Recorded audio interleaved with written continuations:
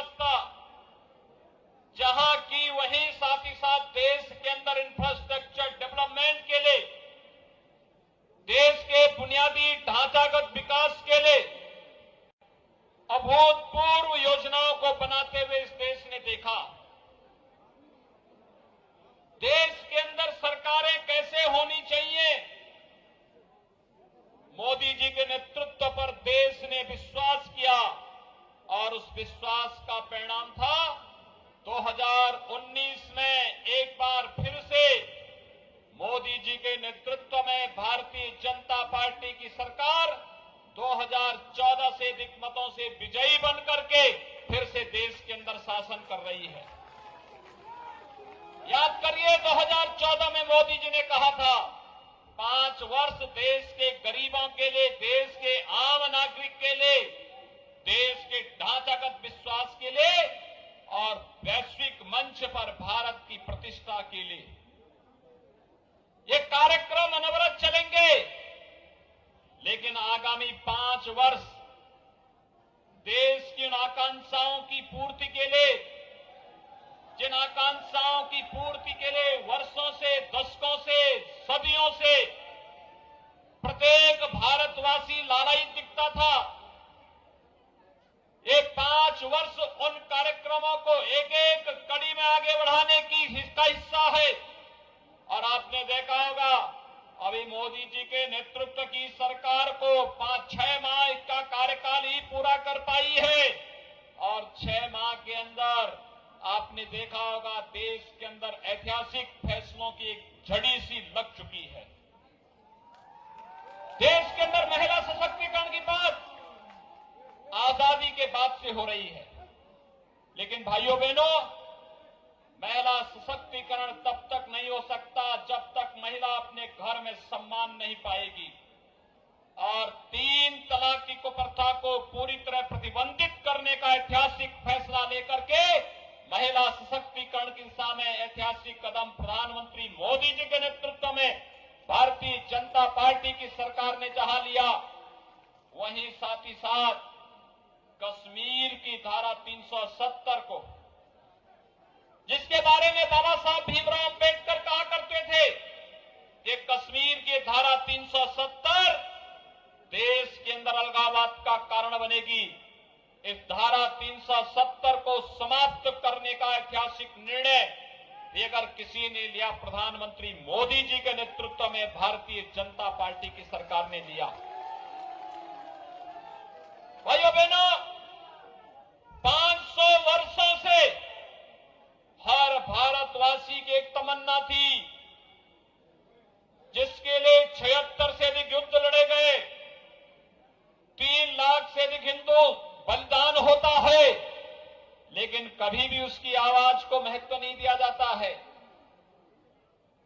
500 वर्षों से जिस मामले को लंबित करने का कार्य पहले मुगलों ने, फिर अंग्रेजों ने, फिर कांग्रेसियों ने, फिर अन्य दलों ने, 500 वर्षों के बाद अयोध्या में भगवान राम के भव्य मंदिर के निर्माण का मार्ग प्रशस्त करने का कार्य भी किसी ने किया है, तो इसका श्रेय प्रधानमंत्री नरेंद्र मोदी जी के नेतृत्व में भारतीय जनता पार्टी को ही दिया जा सकता है।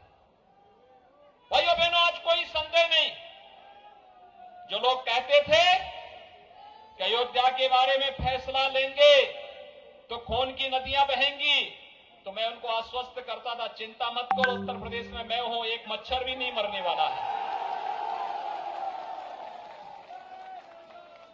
उत्तर प्रदेश में कुछ नहीं हुआ।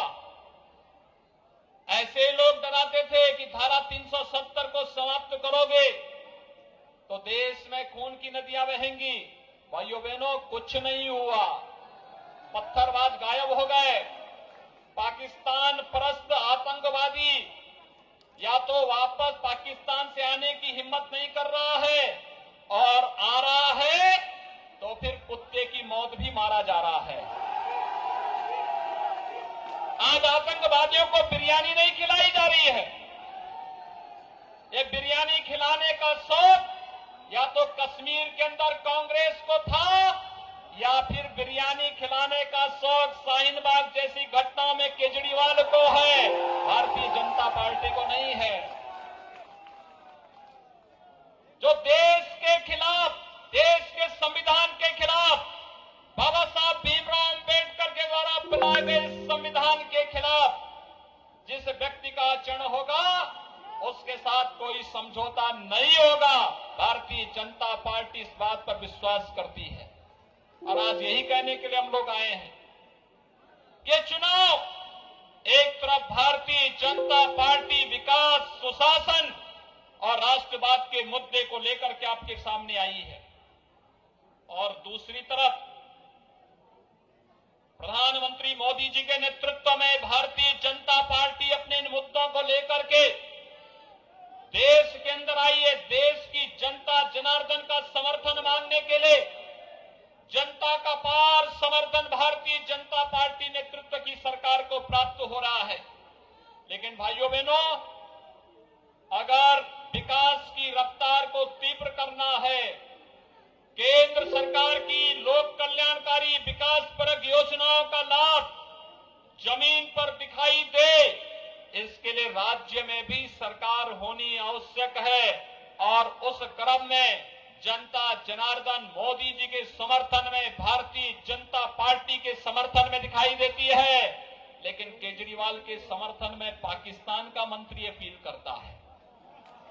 आपने देखा होगा कल पाकिस्तान का एक मंत्री केजरीवाल के समर्थन में अपील कर रहा है, यानी उसे दिल्ली की जनता पर विश्वास नहीं, अपने पाकिस्तान के आकाओं से कहकर के पाकिस्तान में इमरान खान की सरकार के मंत्री से अपने पक्ष में बयान दिलाए जा रहे हैं।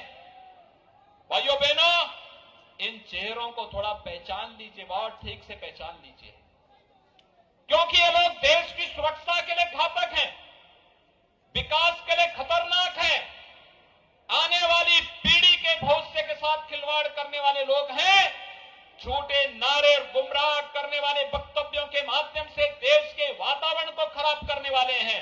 और यही कारण है नागरिकता कानून के नाम पर भ्रम की स्थिति पैदा करके इन लोगों ने देश की छवि को धूमिल करने का कुत्सित प्रयास किया है। ये नागरिकता कानून हर व्यक्ति जानता है, पाकिस्तान, अफगानिस्तान और बांग्लादेश से जो पीड़ित और प्रताड़ित वे नागरिक जो वहां पर अल्पसंख्यक हैं, उसमें हिंदू हैं, सिख हैं, जैनी हैं, बौद्ध हैं, पारसी हैं, ईसाई हैं, उन सभी को जो 5 साल पहले भारत में आ गए हैं, उनको नागरिकता देने का कानून है। ये नागरिकता लेने का कानून नहीं, लेकिन उस सब के बावजूद भ्रम की स्थिति पैदा की जा रही है। ये जानते हुए कि नागरिकता कानून नेहरू लियाकत पैक्ट का हिस्सा है, एक दूसरे देश के अंदर अल्पसंख्यकों की रक्षा करना। भारत ने अपने अल्पसंख्यकों की रक्षा की, 3 करोड़ मुसलमान बढ़कर के 21 करोड़ की सीमा पार कर गए, यानी उनकी आबादी 7 गुना बढ़ गई। लेकिन पाकिस्तान में रहने वाले हिंदू और सिखों की स्थिति क्या हो गई? वे 23% से घट करके 1% में आ गए। अभी आपने देखा होगा ननकाना साहिब में किस प्रकार से नगर कीर्तन की अनुमति नहीं दी गई, एक सिख युवक की सरेआम हत्या कर दी गई, सरकार किन कर्तव्य विमूढ़ बनी रही। भारत के अंदर राष्ट्रपति से लेकर के सुप्रीम कोर्ट के मुख्य न्यायाधीश तक मुसलमान हुआ है और भारत में जन्मा हुआ हर व्यक्ति भारत की संवैधानिक स्थानों पर जा सकता है। लेकिन पाकिस्तान में कोई हिंदू, कोई सिख, कोई बौद्ध, कोई जैनी, कोई पारसी, कोई ईसाई वहां का राष्ट्रपति नहीं बन सकता, वहां का प्रधानमंत्री नहीं बन सकता, वहां का मुख्य न्यायाधीश नहीं बन सकता। उस सब के बावजूद कांग्रेस और केजरीवाल को पाकिस्तान से सहानुभूति है। तो भाइयों बहनों, मैं आपसे अपील करूंगा कि इन्हें पाकिस्तान की सहानुभूति लेने दीजिए, भारत की सहानुभूति मत दीजिए। इन्हें वोट लेने का कोई अधिकार नहीं भारत के अंदर। भारत की जनता से कोई भी समर्थन लेने का अधिकार नहीं। और रही विकास की योजनाओं की बात, आप जानते हैं मैं भी करावल नगर अन्य तमाम क्षेत्रों से प्रचार करते हुए आपके बीच में आना हो। सड़कों की दुर्गति को देख करके मुझे लगता ही नहीं कि देश की राष्ट्रीय राजधानी है। कहां जा रहा है दिल्ली का पैसा? दिल्ली के अंदर जो भी अंतर्राष्ट्रीय संस्थाओं ने सर्वे कराए हैं, दिल्ली के अंदर प्रत्येक नागरिक को केजरीवाल के नेतृत्व की सरकार जहरीला पानी पिला रही है। ये पानी पीने से व्यक्ति स्वस्थ नहीं होगा बल्कि बीमार होगा। दिल्ली दुनिया का सबसे प्रदूषित शहर बना है। कारण है केजरीवाल सरकार को विकास में रुचि नहीं, जनता की बुनियादी सुविधा में रुचि नहीं। हम लोग दिल्ली से मेरठ के बीच रैपिड रेल के लिए भारत सरकार के साथ हमने सहमति दी। 32,000 करोड़ रुपए की लागत से भारत सरकार ज्यादा पैसा दे रही है। दिल्ली और उत्तर प्रदेश सरकार को पैसा भी देना था, सहमति देनी थी। उत्तर प्रदेश सरकार अपना पैसा दे चुकी है, सहमति दे चुकी है, लेकिन दिल्ली की केजरीवाल सरकार वो कहती कि नहीं, हमें इस प्रकार के विकास से कोई मतलब नहीं। हम दिल्ली को हरिद्वार से जोड़ने के लिए 12 लेन का एक एक्सप्रेसवे बनाने के लिए अपनी सहमति दे रहे हैं, जमीन दे रहे हैं। दिल्ली के अंदर केजरीवाल सरकार नहीं दे रही है।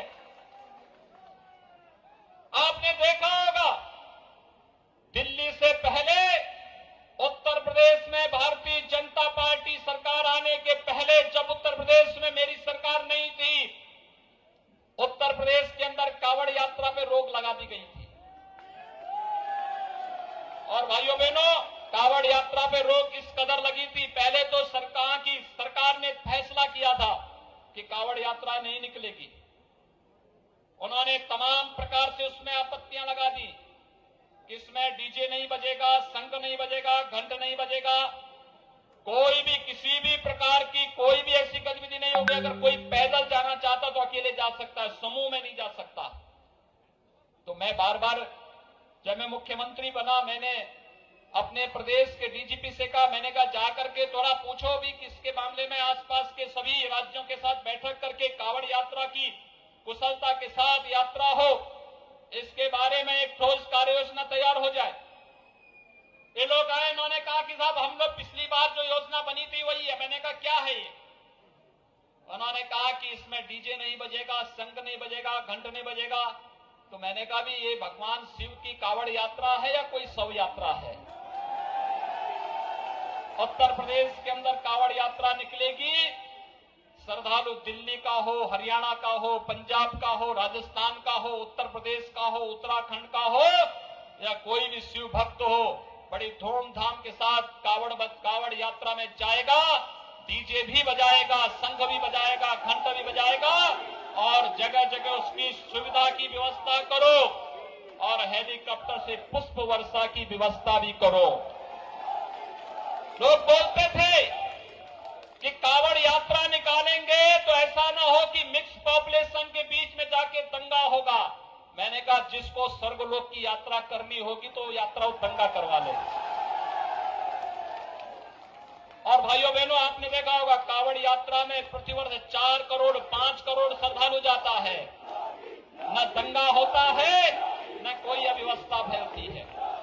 और यही हम आज कहने के लिए आए हैं, जन आस्था का सम्मान और जनता को विकास की योजनाओं से जोड़ करके उसको बेहतर सुविधा दे करके देश के विकास के प्रति और आदरणीय प्रधानमंत्री मोदी जी के एक भारत श्रेष्ठ भारत के इस अभियान को आगे बढ़ाने के लिए आज जो कार्य होना चाहिए था, उस कार्य में कांग्रेस और केजरीवाल जैसे लोग सबसे बड़ी बाधा है। इन लोगों को आपत्ति इस बात की है कि भारत का सम्मान क्यों बढ़ रहा है, इनको इस पर आपत्ति होती है। और इसीलिए तो जगह जगह सीएए के नाम पर इन्होंने धरने बिठा रखे हैं, समर्थन कर रहे हैं। जो लोग भारत के विरोध में नारेबाजी कर रहे हैं, भारत को टुकड़े टुकड़े में बांटने की कुत्सित मनसा के साथ वक्तव्य दे रहे हैं, केजरीवाल और कांग्रेस उनका समर्थन बड़ी बेशर्मी के साथ कर रहे हैं। और जनता को यही सोचना चाहिए देश ही नहीं रहेगा तो आखिर ये लोग किस प्रकार के भारत की बात कर रहे हैं। और इसीलिए मैं आप सबसे अपील करने के लिए आया हूं। भाइयों बहनों, उत्तर प्रदेश के अंदर हमने साफ कहा कि लोकतांत्रिक अधिकार सबको शांतिपूर्ण ढंग से, आपको कोई कार्यक्रम करने हो, मेमोरेंडम देने हो, आप दीजिए, कोई रोक टोक नहीं, परमिशन लीजिए, अपना कार्यक्रम करिए। लेकिन अगर पब्लिक प्रॉपर्टी को डैमेज करोगे, जनता को परेशान करोगे, आम जनता की आवाजाही को रोकोगे, तो पब्लिक प्रॉपर्टी को है नुकसान की भरपाई भी तुम्ही से करूंगा मैं। और हमने जारी कर दिया, कार्रवाई हो रही, युद्ध स्तर पर कार्रवाई चल रही है। पब्लिक को परेशान कोई नहीं कर सकता। आप देखते होंगे वहां गुंडे अब गले में तख्ती लटका करके चलते हैं कि साहब अब हम ठेला लगा करके सब्जी बेचेंगे, लेकिन किसी शरीफ को परेशान नहीं करेंगे। लेकिन भाइयों बहनों, सरकार चलाने के लिए जज्बा होना चाहिए। जहां पर पॉलिटिकल ब्लैकमेलर्स का एक गैंग खड़ा होकर के जनता की बुनियादी सुविधाओं पर डकैती डाल रहा हो, उस गैंग से विकास की उम्मीद नहीं की जा सकती है। और दिल्ली के अंदर केजरीवाल के नेतृत्व की आम आदमी पार्टी की सरकार ने दिल्ली की जनता को उन बुनियादी सुविधाओं से वंचित करके दिल्ली को पूरी तरीके से, आम नागरिक को बुनियादी सुविधाओं से यहां पर उसने तबाह किया है। आज भी यहां की टूटी फूटी सड़कें, यहां पे जर्जर स्वास्थ्य की व्यवस्थाएं, जर्जर स्कूल, और यहां पर जिस प्रकार से जो सुविधाएं राज्य सरकार के नाते केजरीवाल सरकार को देनी चाहिए थी, वो देने में पूरी तरह विफल है। मैं आपसे कहना चाहता हूं, देश की दो पवित्र नदियां, एक गंगा और एक यमुना। भाइयों बहनों, गंगा नदी गौमुख से लेकर के गंगा सागर तक, उसकी गंदगी का सबसे क्रिटिकल पॉइंट था कानपुर। कानपुर में 14 करोड़ लीटर सीवर प्रतिदिन गिरता था पिछले 128 वर्षों से। प्रधानमंत्री मोदी जी के नमामि गंगे मिशन में हम लोगों ने कानपुर के साथ साथ गंगा की पूरी व्यवस्था को शुद्ध और सुंदर बना दिया है। एक बूंद सीवर भी आज के दिन पर गंगा जी में नहीं गिर रहा है। आज गंगा निर्मल है।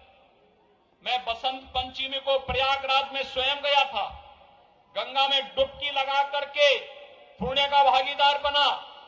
लेकिन भाइयों बहनों, मैं केजरीवाल से कहना चाहता हूं कि जैसे प्रयागराज में मैंने डुबकी लगाई, ऐसे दिल्ली में यमुना में तुम भी डुबकी लगा लो थोड़ा। क्योंकि दिल्ली में यमुना जी को गंदा करके यमुना जी का पानी आज उसने आचमन की बात तो दूर, नहाने लायक भी नहीं छोड़ा है। भारत सरकार सहयोग करना चाहती है, केजरीवाल है कि मानता ही नहीं है। अच्छी चीजें उनको अच्छी लगती ही नहीं अच्छी। और इसलिए मैं आप सबसे अपील करना चाहता हूं कि जो जनता की सुविधाओं पर ध्यान न दे सके, जो देश की सुरक्षा के पर सेंध लगाने वाले तत्वों के प्रति सहानुभूति रखता हो, जनता से न रखता हो, जिसके एजेंडे का हिस्सा जनता को बुनियादी सुविधाएं देने में न हो, वह आपको बेहतर सुविधा नहीं दे सकता, सड़क नहीं दे सकता, शुद्ध पेयजल नहीं दे सकता, किसी भी प्रकार की बुनियादी सुविधाओं को देने में पूरी तरह विफल है, उसकी सहानुभूति तो शाहीन बाग से जुड़ी हुई है।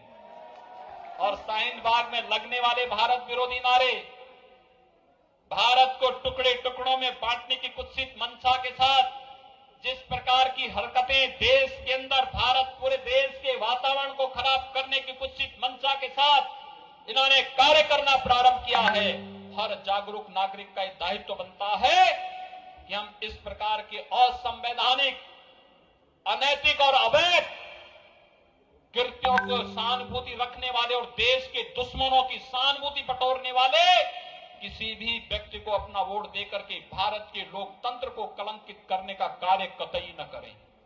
आप सबसे मेरी अपील होगी, भाइयों बहनों, देश प्रधानमंत्री मोदी जी के नेतृत्व में आज दुनिया की एक ताकत बनने के लिए तेजी के साथ अग्रसर है। आज दुनिया भारत का लोहा मान रही है। आज जब अमेरिका और ईरान के बीच तनाव होता है तो पहले दुनिया के अंदर कहीं कोई विवाद होता था तो अमेरिका वहां पर जबरदस्ती चौधरी बनकर के आ टपकता था, कहता था कि मैं ही पंचायत करूंगा। आज जब अब अमेरिका और ईरान के बीच हुआ तो दुनिया से आवाज आई है, ईरान ने भी कहा है कि भारत अगर मध्यस्थता करता है तो हम इसको मानेंगे। ये है नया भारत, ये न्यू इंडिया, और इस न्यू इंडिया के लिए दिल्ली की सहभागिता, इसके साथ जुड़ना अत्यंत आवश्यक है। मैं अभिनंदन करता हूं आप लोगों का। लोकसभा चुनाव में आपने प्रधानमंत्री मोदी जी को अपना समर्थन दिया और सातों की सातों सीटें दिल्ली ने भारतीय जनता पार्टी के झोली में डाला है। और आज इस बार फिर से मैं आप सबसे अपील करने के लिए आया हूं कि भारतीय जनता पार्टी के प्रत्याशियों को भारी मतों से दिल्ली विधानसभा चुनाव में जिता करके भेजिए। विकास भी और सुरक्षा की गारंटी भी मोदी जी और अमित शाह जी स्वयं निभाएंगे।